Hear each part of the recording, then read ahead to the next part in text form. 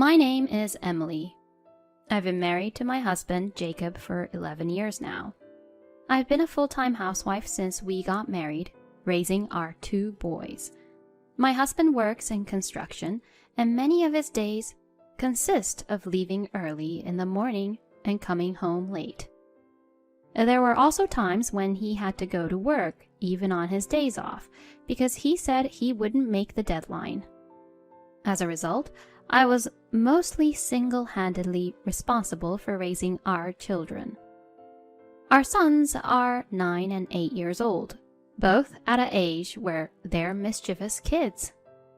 Since they're boys, they're quite strong, and it was difficult to break up their fights. One day, when I finally got the boys to sleep and was resting, my husband came home. "You're late again today. You must be tired." As usual, I spoke to my husband and started preparing his dinner. Normally, he would come to the dining table immediately, but today he didn't. When I looked at him wondering why, he was looking guiltily at me.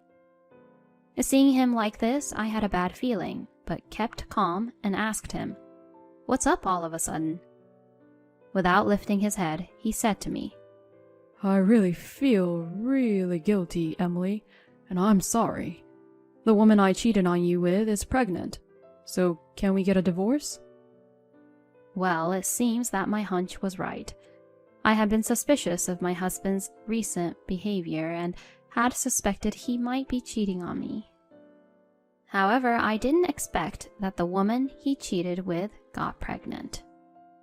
While being surprised by this, I said, "You can't just drop this on me. What about our sons? They're still in elementary school.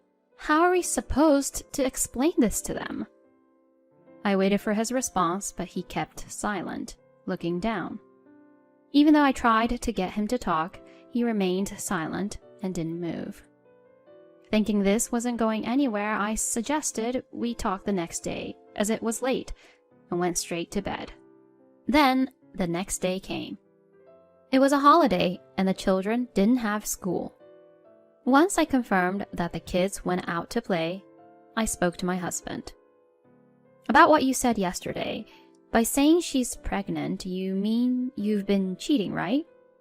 "I'm really sorry. I know I did something wrong, but since she's pregnant, I guess I have to marry her. You're strong, Emily, and I'm sure you'll be fine even without me. You're a full-time housewife now, but I know you can raise our sons well even while working." What are you talking about? Do you think I would agree to divorce you right now? I won't allow you to divorce me and be happy on your own by remarrying your mistress. It seemed like my husband assumed I would instantly agree to the divorce, and he was surprised when I refused. I was angry that his words of apology were not reflected in his actions. What really infuriated me, though, was the situation with our sons. The truth is, my eldest son is not my biological child, but my sister-in-law's son. She divorced 5 years ago and was raising her son all on her own. But she shoved him onto us, saying that having a child would be a disadvantage when she remarries. At first, I objected, but instead of getting mad at my sister-in-law, my husband and his mother thought it was a great idea, and so we ended up taking him in and raising him. My eldest son, Cameron, was 4 at the time, old enough to remember his mother. Despite that, he was terribly upset when he found out that I was suddenly his mother. "You're not my mom. Where's my real mom? Give her back." Cameron would say horrible things to me every day. When I got angry, even though he was only 4 years old, he would leave to my in-laws' house. Since we lived separately but still lived in the same property, it only took a few seconds to get there. But he shouldn't have gone without telling me, and every time Cameron went to my in-laws, I would get scolded by my mother-in-law. And looking at all this, my eldest son seemed to be enjoying himself. Even in such circumstances, I treated both my sons equally, thinking that as time went by, he would come to like me. But that didn't happen, and it seemed that he still disliked me. Gradually, he began to take his anger out not just on me, but also on his younger brother, James. "Your mom's a bad guy. She sent my mom away somewhere. Being her kid, you don't deserve to play with toys." He would say things like that and take toys away from his younger brother. Even though I bought the same toys for both of them, he always wanted his younger brother's toys and would snatch them. As for my husband, he just watched TV and never scolded Cameron.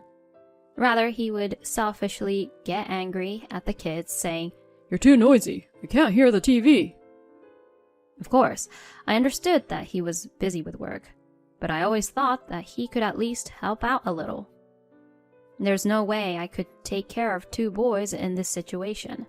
That's why I insisted on taking only my younger son with me as a condition when divorcing Jacob. If we're getting divorced, I'm taking James with me. Cameron is originally your sister's child, isn't he?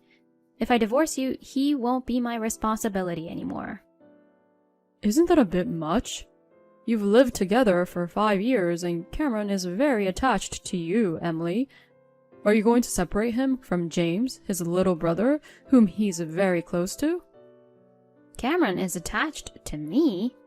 The boys get along well? Are you seriously saying that? I was astounded at Jacob, who seemed to have no understanding of his own family situation. How can he say that Cameron is attached to me? As for the boys, it's not always Cameron's fault, but they argue every single day. Cameron is already strong now, and I don't think I'll be able to handle once he grows up.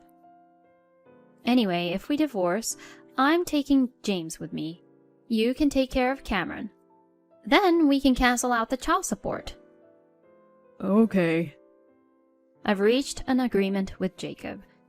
All that's left is to demand the division of property from Jacob.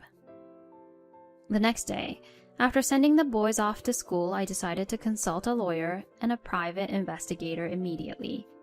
In the discussion with the lawyer, since Jacob admits to his affair, I was told that I can definitely claim the division of property. The amount of the division of property will be determined by the evidence from the detective agency. I returned home and waited for a call from the detective agency, while steadily preparing for the divorce. 2 weeks later, the detective agency contacted me that the evidence was ready, and I arranged to meet with the person in charge of my lawyer. They only had to investigate twice, but the evidence was quickly gathered. Furthermore, it seemed that there were times when Jacob, Cameron, and the mistress were all out together. Although I had agreed with Jacob that he would take Cameron, I was surprised that he was introducing his mistress to Cameron without my knowledge. As for Jacob's behavior, I have been thinking that he was coming home late because he was constantly working overtime, but it appears I was mistaken. Although I have some suspicions, I never thought he would continue his affair even after confessing it to me. Thanks to that, I was able to gather evidence, and now I can get a divorce in a way that's more advantageous to me. While looking at the evidence with my lawyer, we decided to send a certified letter to his mistress. That night, I showed Jacob the evidence from the detective agency in the certified letter prepared by the lawyer. I have solid evidence of your affair. I've also sent a certified letter to your mistress. If you agree to pay the division of property, I can grant you a divorce right now. Really? It's been a while since we talked about divorce. I was worried about whether we could really get a divorce, but I'm relieved. The division of property? What do you mean? Why did you collect evidence when I honestly told you about the affair? Because you're the one who had an affair. You're responsible for the divorce, right? I think it's only natural to pay the division of property. It seems that Jacob thought that if he honestly reported his affair, everything would be fine. How pathetic of him. No matter how much I explain, he doesn't seem to understand at all. I thought it would be pointless to explain at this pace, so I decided to have a lawyer explain it again to him later on. A few days later, as I was doing household chores as usual, I received a call from an unknown number. I thought it might be Jacob's mistress, but it was actually my sister-in-law, Sarah. "Emily, it's been a while. I heard from Cameron and wanted to call you. You're getting divorced, aren't you? Surely Cameron will be taken by you, right?" "Sarah, long time no see." "What? Have you heard from Cameron even though I haven't told the children yet?" "I'm sorry, but Jacob and I have decided that Cameron will be taken by Jacob." "Oh, so that's why Cameron was crying. Emily, I hate to say this, but isn't that cruel? I heard from Jacob, and Cameron and James are good friends, right? And yet you're separating the two of them." I was frustrated by Sarah's selfish remarks, but I was even angrier at Jacob for lying to her. "Sarah, you are mistaken. Cameron and James are always fighting, and they're not getting along well. Anyway, if the boys already know about the divorce, I must explain it properly. I'm hanging up now." "Wait a minute." I hung up the phone without listening to what Sarah was trying to say. And then I waited for my sons to come home. A few hours later, my sons came home and I was about to explain, but Cameron spoke first. "Please, take me with you too." "You knew, didn't you? But you went out with Jacob and his mistress, right? You seemed to be enjoying yourself. Despite that, what's wrong with being with Jacob?" I hate him. His tone of voice is scary, and my belongings and clothes all have a strange smell. I feel sick when I'm with him. Could the strange smell be the perfume? I had noticed a sweet smell on Jacob's clothes before, but I thought it was from a coworker. Now I realize it must have been his mistress's perfume. "But Cameron, you're always mean to James, and you two often fight. I can't break up the fights you have with each other forever. Besides, I thought you hated me. You want to go with someone you hate instead of Jacob?" Emily, I want to go with you, Mom. I regret what I've done before, and I promise I'll be good, please. Cameron pleaded like that, crying. I was happy that he called me Mom for the first time. "Mom, please, take my brother too. We'll be good, please." After hearing this from my sons, I had no choice but to agree. I was anxious, but we had lived together for 5 years, and I had always wanted Cameron to call me Mom, so I was happy. I immediately told the lawyer that I wanted to take both of my sons. The lawyer's instructions were to discuss child support with Jacob. Then I spoke to Jacob when he returned from work. After all, I'm taking Cameron with me. What are you talking about now? I've introduced him to Erica, and it's a problem if you say that. I've informed the lawyer about this. It may be too late, but Cameron wants to come with me. Cameron is 10 years old, so his wishes should be respected. Anyway, we're going to discuss the compensation as well the day after tomorrow, so please ask any questions then. Make sure you tell your mistress to come properly. Jacob was angry about Cameron, but didn't say anything in particular, and our conversation ended. The day after tomorrow. The day of the discussion came. Although we were supposed to go to the same destination, Jacob left first. He must be going to pick up his mistress. After confirming that Cameron and James had gone out to play, I headed to the office alone. When I arrived at the lawyer's office, as expected, Jacob and his mistress were already there, sitting on the sofa like a couple. Seeing the affair partner for the first time other than in pictures, I was surprised that her belly was more bigger than I had imagined. Although it's only been about a month since I heard she was pregnant, it looked like she would give birth in another 2 to 3 months. I thought Jacob must have been hiding it from me, but I decided to proceed with the conversation without worrying about it. As you can see from the content certificate, I will claim damages for this affair from both of you. Also, I will take custody of my sons, so I will also claim child support from Jacob. What's a content certificate?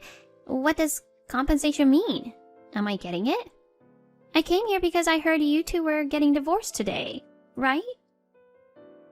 Jacob's mistress, Erica, seemed to have not read the content certificate. It did feel a bit strange, because she had received the content certificate, but there was no contact from her, and her attitude today did not seem like someone who thought she was going to be asked for compensation. You have to pay the damages for having an affair with Jacob. Neither Jacob nor Erica seemed to understand, but after an explanation from the lawyer, they finally seemed to grasp the situation. Both Jacob and Erica became frantic. It's impossible. I can't pay. I'm pregnant, you know. I resigned from my company because I said I'm getting married and I don't have any savings. That's right. Compensation and child support, there's no way we can pay that. That's it. We can offset the child support with the child that Erica is pregnant with and the 2 kids, Cameron and James. Did Jacob not realize that he was making an outrageous statement? I didn't think that he was completely unaware about what would happen in divorce and compensation to this extent. Why would I offset child support for a child that's not mine? It's completely unrelated.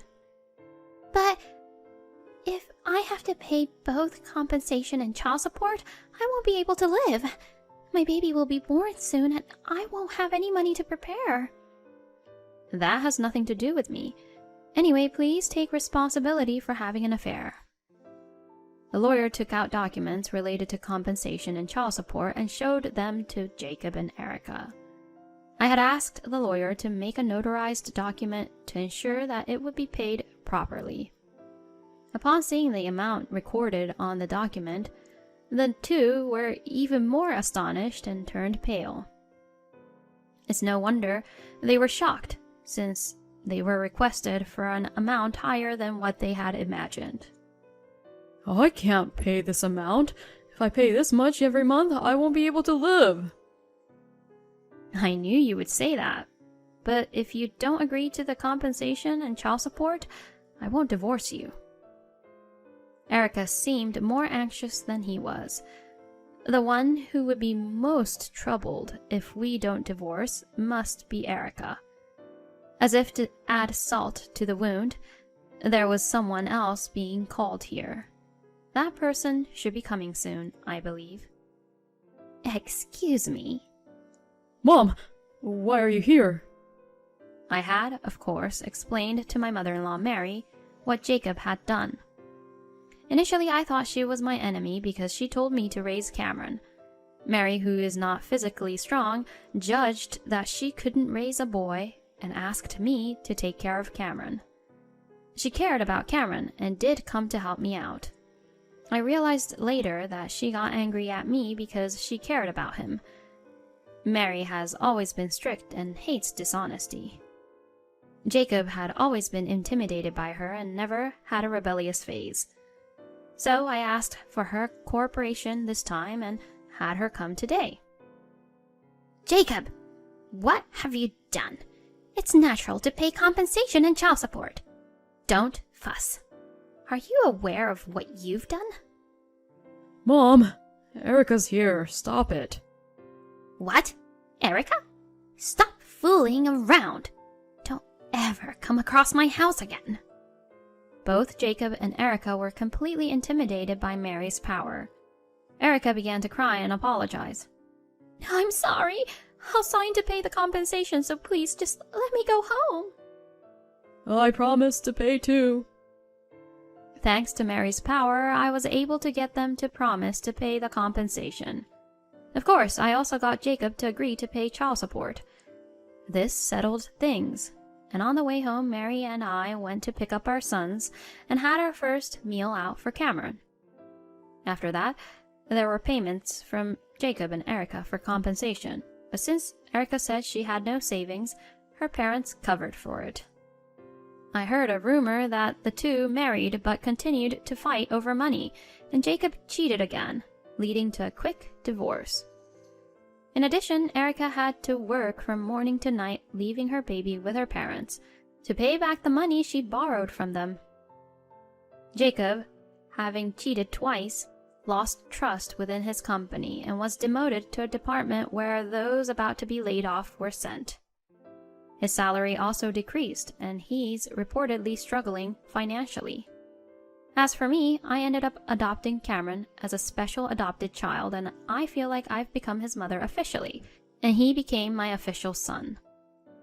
Cameron has kept his promise and has become a much better older brother than before. We still live in the house we used to live in, and I occasionally go out to eat with Mary. I want to continue living happily with my sons.